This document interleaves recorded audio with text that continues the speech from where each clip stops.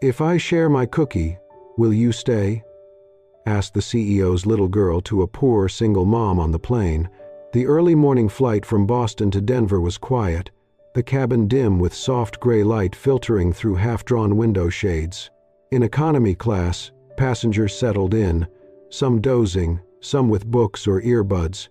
No one welcomed the sound of children. Lila, 3 years old, sat in the middle seat, legs tucked beneath her. Her soft brown curls framed a small, solemn face. In her lap, she held a bunny-shaped cookie tin. Beside her, Nathaniel, her father, wore a crisp gray suit and white shirt, one AirPod in his right ear. He read the financial section of the paper, tapping his knee in rhythm. He hadn't spoken to her since boarding. They were supposed to be in first class, but a last-minute schedule change had left them bumped to coach. First class was full. The assistant had apologized. Nathaniel had barely reacted. Lila didn't mind the cramped seat. She was used to being quiet when her father worked, which was often. He never yelled, but he didn't laugh either. She had learned to disappear in plain sight, to be good, to not ask. The window seat was empty. Lila glanced at it, then back at her cookie tin. Her small fingers traced the bunny's ears on the lid. Inside were sugar cookies shaped like hearts. She had eaten one, the biggest one she always saved, not for later, but in case she could share, with someone who might stay. She whispered in her mind, "I hope someone nice sits there. Someone like a mommy." Just as the engines began to hum, a woman hurried down the aisle. She carried a baby swaddled in a well-worn blanket. Her coat was thin, jeans faded. Long blonde hair was pulled into a loose ponytail, and her eyes were shadowed with tiredness. Yet, something in her didn't seem broken, just stretched. She whispered, "Excuse me," and slipped into the seat beside Lila. Settling in, she adjusted the baby, maybe 10 months old, sleeping against her chest. The scent of baby lotion clung to her. She fastened the seatbelt, then gently patted the baby's back. A quiet hum followed, a lullaby, barely audible. Lila turned her head. She stared, not rudely, just curiously. The woman's hum was soft and slow. It reminded Lila of something she couldn't name, like light through curtains, like warmth, like something she'd heard in a dream but never at home. She didn't speak. She didn't fidget. She listened. Nathaniel kept reading, the paper brushing against Lila's arm, unaware. He didn't see her glance at the woman, or how her fingers slowly opened the cookie tin. Inside was one perfect heart-shaped cookie. Resting on a napkin, Lila picked it up with both hands and turned. She offered it to the woman beside her. Her voice was barely more than a breath. "If I share my cookie, will you stay?" The woman froze. At first, she looked toward Nathaniel, unsure. But then she met Lila's eyes, wide, hopeful, not demanding, but longing for something deeper. A moment passed. Then the woman smiled. She leaned forward, eyes level with the child's. "Is that for me?" she asked softly. Lila nodded. "You sing like a mommy," she whispered. The woman's throat tightened. She reached out, accepting the cookie with both hands, as if it were something sacred. "Then I'll stay," she said gently, "as long as you need me to." Nathaniel looked up from his paper for the first time. He saw his daughter, head tilted, mouth curved in a quiet smile. Not polite, not practiced, real. His eyes shifted to the woman. No makeup, no accessories, no agenda, just warmth, just presence, just staying. The baby stirred. The woman resumed humming, rocking slightly. Lila leaned into her shoulder, cookie tin on her lap. Her lashes fluttered, closing. Nathaniel didn't interrupt. He didn't know what to say, but something stirred. Not guilt, not regret. Something quieter, a realization. That silence in his daughter's life didn't mean peace. It meant absence, and maybe, just maybe, that could change. With one moment of presence, and half a cookie. The plane had not moved in over 20 minutes.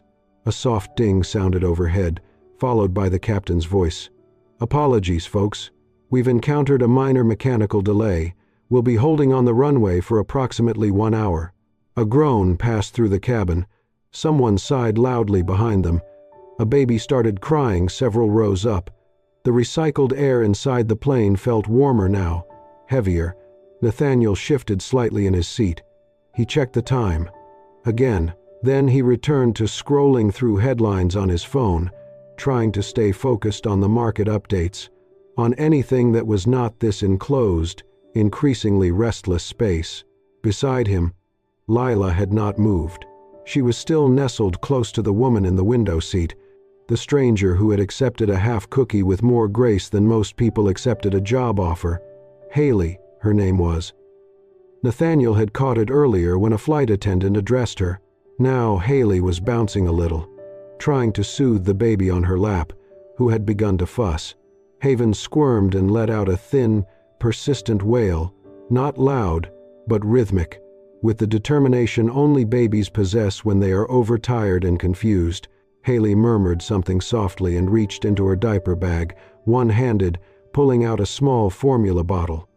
She did not apologize, did not look around to gauge judgment from others. She just moved, efficiently, calmly, as if she'd done this in far worse conditions. Her other arm curled instinctively around Haven's back. Nathaniel stole a glance and then turned back to Lila. "Lila," he said gently, tapping her arm. "Come sit with Daddy, sweetheart." Lila looked up at him. Her face was unreadable for a moment, then she quietly shook her head. Instead, she leaned in closer to Haley, wrapping her little arms around the woman's forearm. Her voice was soft, nearly lost in the hum of engines and the buzz of static from above. "She sings like the sky isn't scary." Haley looked down at her, surprised, but smiled.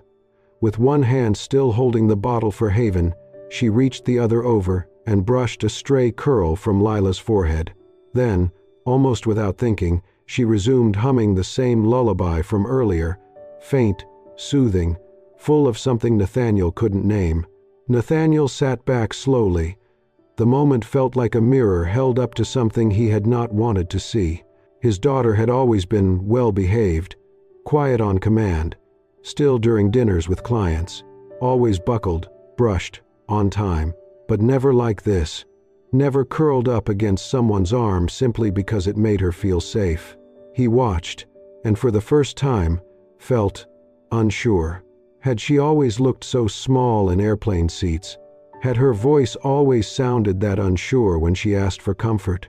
He tried to recall the last time he had stroked her hair when she cried, or lifted her into his lap just because. It had been too long, maybe since her mother passed, maybe even before. His gaze shifted to Haley again. She was not doing anything extraordinary, just holding a child, calming another. She was not trying to impress, she was simply present. She had not once looked at her phone, had not glanced Nathaniel's way, even as his daughter clung to her. She was just here. Nathaniel swallowed. There was no resentment in him, no irritation, no embarrassment, just a quiet ache. Haley was doing what he had not known how to do, and Lila had responded to it like a flower to sun, gently, instinctively. Haven's crying had softened now to a few hiccupy whimpers. Haley rocked her gently, humming still. And Lila had fallen asleep, her tiny hand still curled around Haley's wrist, her breathing deep and even. Nathaniel looked out the window. The sky was still gray. The tarmac shimmered with heat and waiting. He folded his newspaper, not neatly, not with intention. He just folded it and sat in silence. Inside his chest, a single question repeated, louder than the engines, louder than the world outside. When did I stop being the one she reaches for? By the time the plane taxied to the gate, it was nearly 11 p.m. The airport was a different world at this hour, fluorescent lights humming above sterile tiles, vacant corridors echoing with the occasional clatter of suitcase wheels. The usual rush was gone, replaced by a tired hush. Most travelers moved like ghosts, silent and sluggish, eyes heavy with sleep or disappointment. Haley stepped off the plane last, cradling Haven against her shoulder, the baby limp with sleep. Her other arm was looped tightly around a heavy diaper bag, and she carried a worn tote by her elbow. She declined the airline agent's offer to call for a car service for families with young children. "I can manage," she said quietly. She always did. Nathaniel followed a few paces behind, his suitcase gliding smoothly beside him. Lila clutched his hand at first, but as soon as they cleared the jet bridge and spotted Haley again, she let go and trotted to her side without hesitation. Nathaniel paused. He was not used to this, being the one trailing, being the one left out. He caught up as they reached the curbside pickup zone, where the cold night air carried a metallic tang. The row of cars was sparse. A few drivers stood outside with signs, others scrolled on their phones. Nathaniel pulled out his own phone, checking for his driver's location. 2 minutes away. He turned toward Haley. "My car's almost here," he said, clearing his throat. "I could give you a ride. It's no trouble." Haley blinked, caught off guard. "Oh," she said. "That's kind of you, but I'm okay, thank you." Her tone was polite but firm, guarded. Nathaniel didn't push. He only nodded. He was about to step back when a small voice broke the quiet. "Daddy?" Lila tugged gently on Haley's hand. Then she turned to her father, her voice soft but steady. "Mommy's tired. Can't we help her like she helped me?" Nathaniel froze. Something in his chest tightened. It wasn't just the words. It was the way Lila had said mommy, with a kind of instinctive recognition, as if the woman she'd just met that morning had filled in a space that had been empty for far too long. Nathaniel glanced at Haley again. She was looking at him now, not defensive, not dismissive, just undecided, weighing safety, dignity, gratitude. Finally, she gave a slow nod. "Only if it's really no trouble," she said. "It's not," he replied quickly, then added softer, "Promise." They waited together under the overhang until the black SUV pulled up. The driver greeted Nathaniel by name and took his suitcase. Haley climbed into the back with the two girls. She strapped Haven into her baby carrier across her chest and let Lila settle beside her. Nathaniel slid into the front passenger seat. No one said much as the car pulled away. Haley sat straight, her shoulders squared. She murmured a quiet, "Thank you," as the city lights rolled past the windows, but otherwise kept her gaze out the window. Her fingers stroked Haven's back with a steady rhythm. In the rearview mirror, Nathaniel could see them both. And then he saw Lila. She had curled up against Haley, head resting against the woman's side, eyes fluttering shut. Nathaniel's throat tightened. He should have felt displaced, or annoyed, or anything, really. But instead, he felt something else, a quiet calm. He looked down at his lap, where his hands were folded. For once, he wasn't checking his email, or finalizing a slide deck or reviewing reports. He wasn't preparing for a negotiation or calculating an investment. He was just there. In the stillness, something stirred in him. A memory of coming home to silence. A daughter who never cried out for him when she had nightmares. A kitchen too clean, a living room too quiet. And now, two women, one baby, one child, were in his car, taking up space in a life that had never left room for anyone else. He glanced back once more. Lila's small fingers were wrapped loosely around Haley's sleeve. And he wondered, not with fear, but with a kind of slow surprise, why doesn't it bother me that they're here? The SUV moved quietly through the sleepy city, headlights washing over rain-dampened streets and shuttered storefronts. Inside, the car was warm, quiet, and dimly lit. Lila sat snugly in the back seat between Haley and her baby sister, Haven. In her lap, she held a small zippered pouch her father always brought on. Trips, a collection of soft-colored crayons, a pack of snacks, and a few folded napkins. Comfort in a kit. Preparedness disguised as affection. She pulled out a napkin and a red crayon, her favorite, and began to draw. Haley, still rocking Haven gently, noticed the motion but did not interfere. She simply watched, a small smile on her lips, and let Lila be. The little girl worked quietly, tongue peeking out at the corner of her mouth. occasionally glancing up at Haley and back to the napkin. In the front seat, Nathaniel had not said much. His phone buzzed once, he ignored it. He checked his watch, more out of habit than urgency. Something about this moment felt suspended in time, like a snow globe gently shaken but not yet settled. When they were a few blocks from Haley's building, Nathaniel turned slightly and asked, "What are you drawing back there, Bug?" Lila looked up, proud. She held out the napkin, creased slightly but still intact. Nathaniel reached back and took it. On the crinkled surface, drawn in soft, waxy strokes, were 4 stick figures. One was clearly a little girl, with a dress and swirly hair. Next to her, a tall woman with long yellow hair held a round baby in her arms. Off to the side stood a taller figure in gray, just barely touching the edge of the group. He was not holding anyone, he was simply there. Nathaniel stared at the drawing. He tapped the edge gently. "Is this me?" Lila nodded. Then she said, matter-of-factly, "That's what it feels like when someone stays." Haley's breath caught. She turned to the window quickly, blinking hard.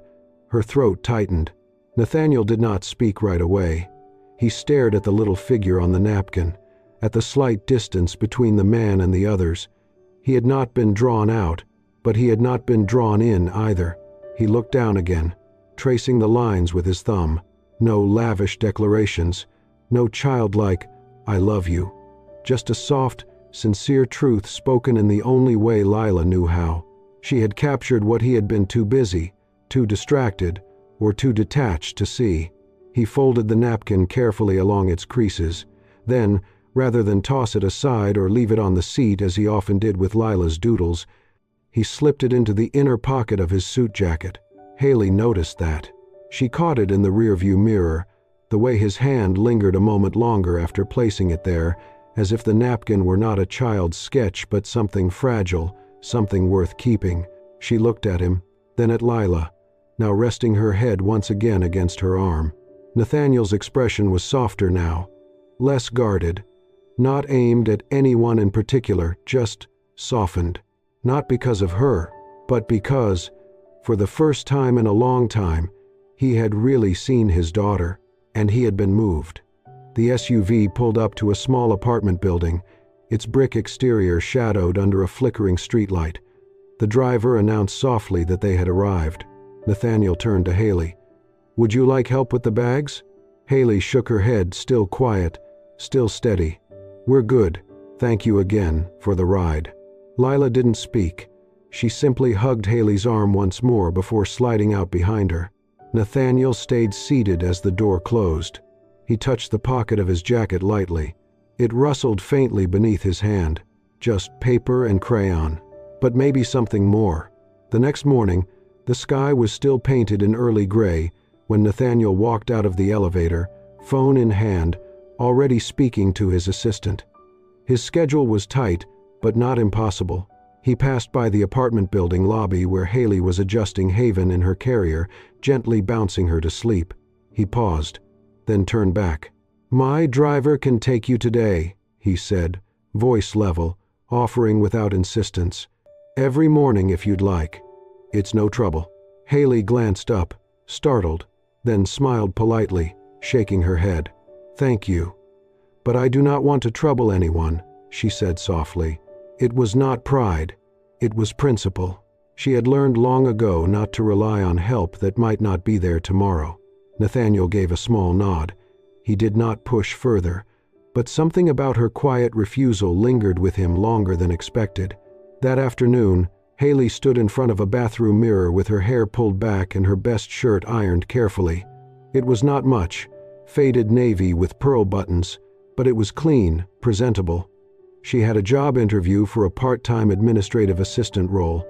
Nothing glamorous, just steady, honest work. But she had a problem.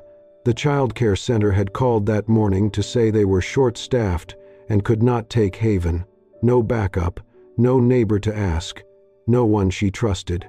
And the last time she had tried to bring Haven along, she had been turned away before she could even speak. Still, she packed a bottle, a small blanket, and whispered to her daughter, "We will try." A few streets away, Lila was sitting at the kitchen table, coloring beside her dad. Nathaniel was typing, halfway through an email, when Lila said casually, "Miss Haley has to go somewhere fancy today, but baby Haven cries when she's not there." His fingers paused on the keyboard. Something about that small sentence rooted deep inside his chest. He looked at Lila, then out the window, and for once, Nathaniel Vance, the man who never rearranged his calendar for anyone, stood up and left the house without finishing his message. Haley rushed into the small office building, heart racing from the walk and the weight of the baby strapped to her chest. She pushed open the glass doors, expecting judgmental stares, another apology she would have to make, but she stopped in her tracks. There, sitting calmly in the waiting area, was Nathaniel. In one arm, he held a sleeping Haven, snugly secured in a carrier, his carrier, borrowed from someone in the building. Lila sat beside him, swinging her legs, humming to herself. Nathaniel looked up and said simply, "We'll wait for you right here. Take your time." Haley blinked. You didn't have to do that." "I know," he said. "That's why I'm here." She stood frozen for a beat, then nodded. 15 minutes? He gave a small smile. "As long as you need." Inside the interview, she barely remembered what she said. Her heart was too full, not from nerves, but from something that felt like being seen. Out in the lobby, things were less smooth. Haven stirred, then began to fuss, her cries soft but insistent. Nathaniel bounced gently on his heels, uncertain. "I don't think she likes CEOs," he muttered. Lila leaned closer, placing a small hand on her father's shoulder. "Daddy, babies like it when you hum." Nathaniel glanced at her. "I don't really hum." "You can try," she whispered like it was a secret superpower. He took a deep breath, then awkwardly started a low, off-key hum. At first, it was rough, but Haven settled. Slowly, then fully. Lila beamed. "See?" she said. "You're good at staying too." That word landed hard. Staying. It wrapped around him, heavier than it should have been. He looked down at the baby in his arms and the little girl beside him.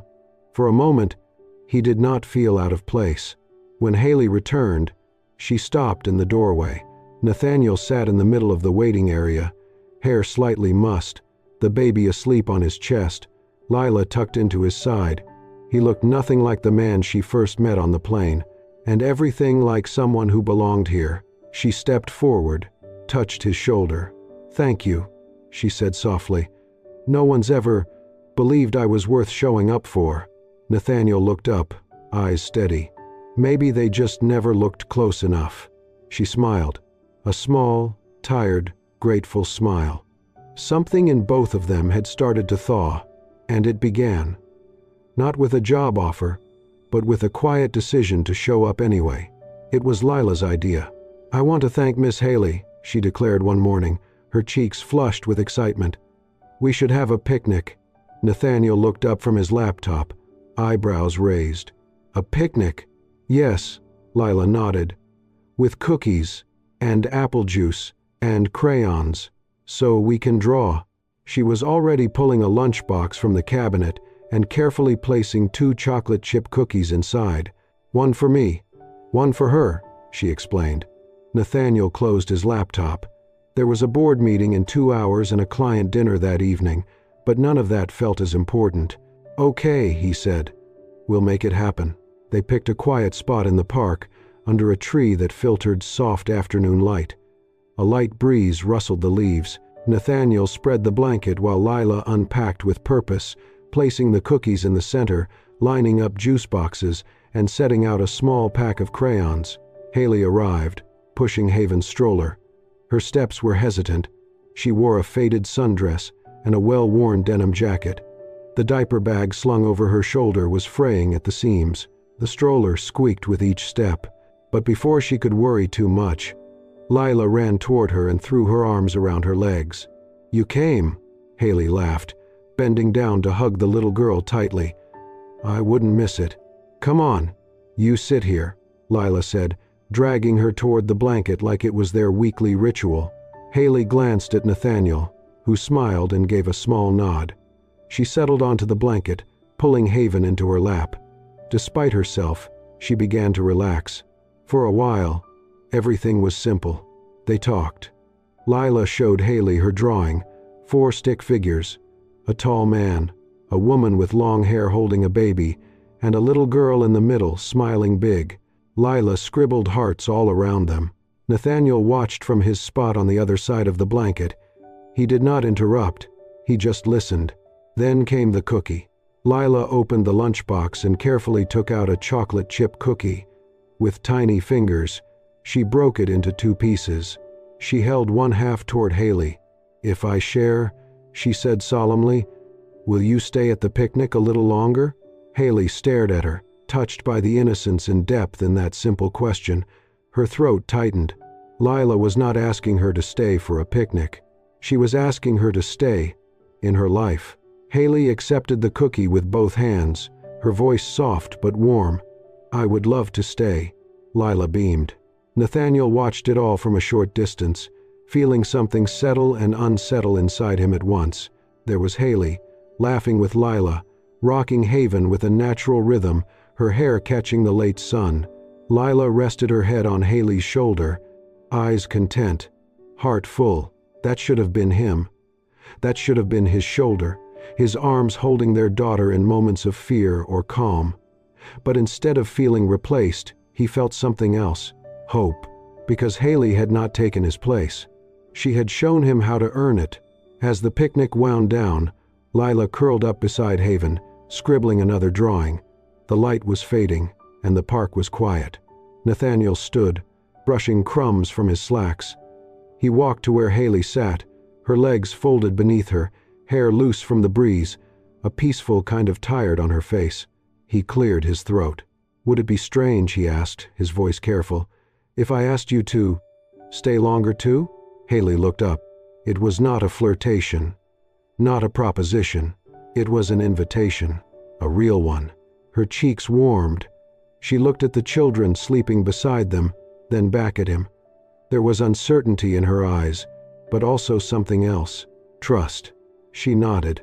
"Okay," she whispered. He nodded too. No grand gestures, no declarations, just a man willing to ask, and a woman willing to stay. As the breeze stirred the crayon drawings on the blanket, Nathaniel realized something. He had never felt more at home. The call came on a Tuesday morning. Nathaniel had just dropped Lila off at preschool. Haley and Haven were at the park. For a brief moment, his apartment was quiet again. Too quiet. He sipped his coffee, opened his laptop, and the screen lit up with a blinking notification from the board. He answered.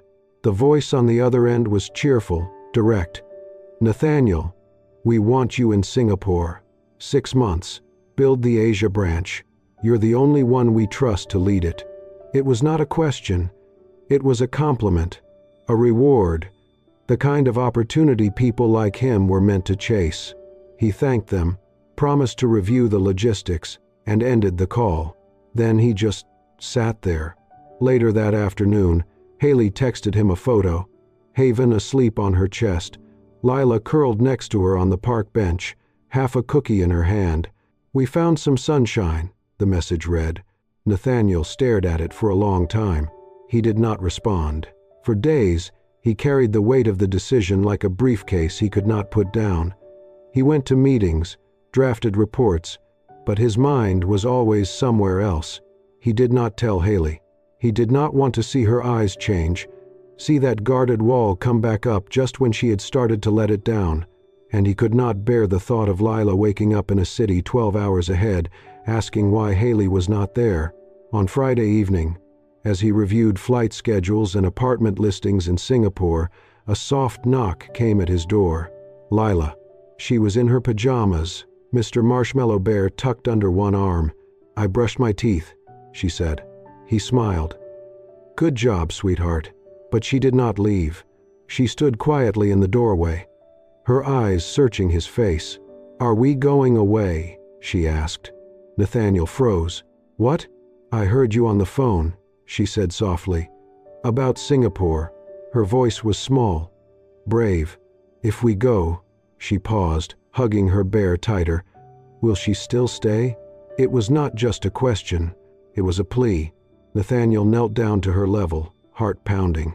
He wanted to say it would be okay, that they would all go together, or she would see Haley again.